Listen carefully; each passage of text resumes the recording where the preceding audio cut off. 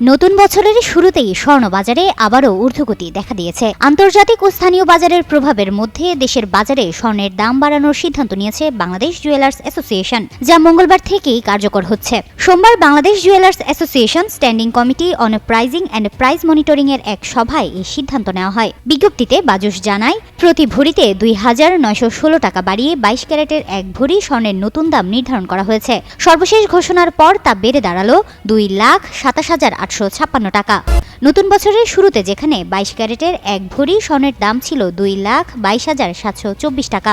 স্বর্ণের বিক্রয় মূল্যের সঙ্গে সরকার নির্ধারিত ৫% ভ্যাট এবং বাজুস নির্ধারিত ন্যূনতম ৬% মজুরি আবশ্যিকভাবে যুক্ত করতে হবে। তবে গহনার ডিজাইন ও মান ভেদে মজুরির তারতম্য হতে পারে। বাজুস আরও জানায়, স্থানীয় বাজারে তেজাবি স্বর্ণের দাম বাড়ার পরিপ্রেক্ষিতে এই মূল্য সমন্বয়ের সিদ্ধান্ত নেওয়া হয়েছে। মঙ্গলবার থেকে সারা দেশে নতুন দাম কার্যকর হবে। গত বছর দেশের বাজারে মোট ৯৩ বার স্বর্ণের দাম সমন্বয় করা হয়েছিল, যেখানে ৬৪ বার দাম বাড়ানো হয় এবং ২৯ বার দাম কমানো হয়েছিল।